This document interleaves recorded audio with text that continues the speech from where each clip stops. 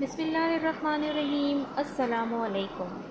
جمیل نامی ایک ساقی تھا جو بازاروں میں مٹی کا برتن لے کر گھومتے ہوئے لوگوں کو پانی بیچتا تھا۔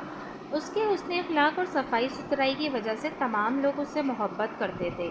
ایک دن بادشاہ نے اس بار ٹینڈر کی بات سنی اور اپنے وزیر سے کہا، جاؤ اور جمیل کو میرے پاس لے آؤ۔ وزیر بازاروں میں اسے ڈھونڈتا رہا یہاں تک کہ وہ اسے پا کر بادشاہ کے پاس لے آیا۔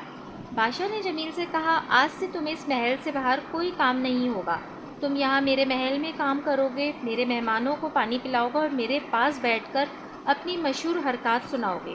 جمیل نے کہا، سننا اور اطاعت آپ کی ہے میرے آقا۔ جمیل اپنی بیوی کو خوشخبری اور آنے والی دولت کے بارے میں بتاتے ہوئے واپس آیا۔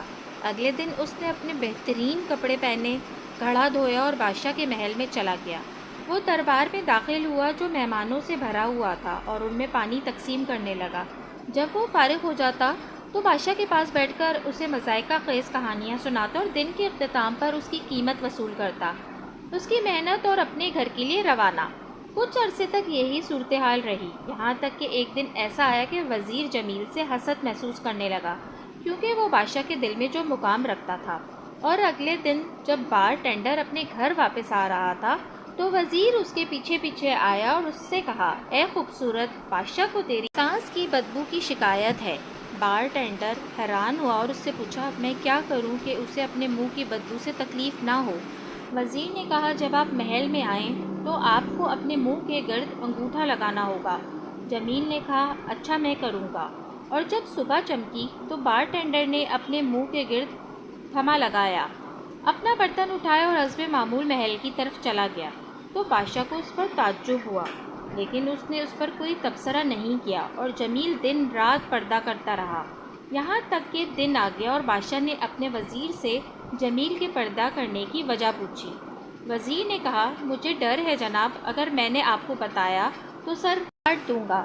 بادشاہ نے کہا، تمہیں مجھ سے امان حاصل ہے، جو تمہارے پاس ہے کہہ دو۔ وزیر نے کہا، جمیل بار ٹینڈر نے آپ کی سانس کی بدبو کی شکایت کی ہے۔ بادشاہ پریشان ہو کر اپنی بیوی کے پاس گیا تو اس نے اسے خبر سنائی۔ اس نے کہا، جو شخص کل یہ کہنے کو کہے گا وہ اس کا سر کاٹ دے گا اور ہر اس شخص کے لیے مثال بن جائے گا جس نے اپنے آپ کو تجھ سے محروم کرنے کا کہا۔ اس نے اس سے کہا، اور ہاں رائے۔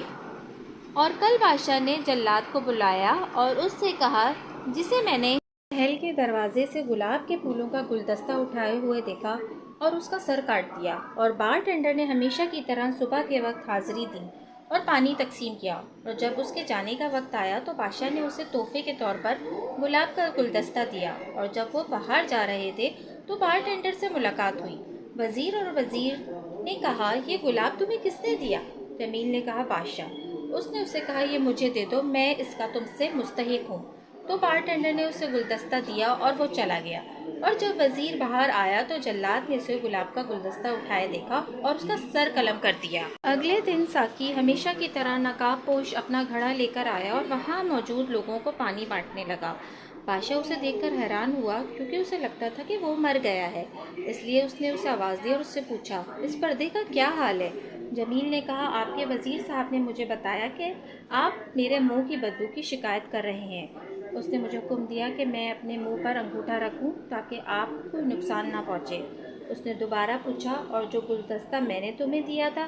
جمیل نے کہا، وزیر نے لے لیا، اس نے کہا کہ میں اس کا تجھ سے زیادہ حق ہے۔ بادشاہ نے مسکرا کر کہا، بے شک وہ تم سے زیادہ اس کا حقدار ہے اور خیر خواہی اور رنجشیں نہیں ملتی۔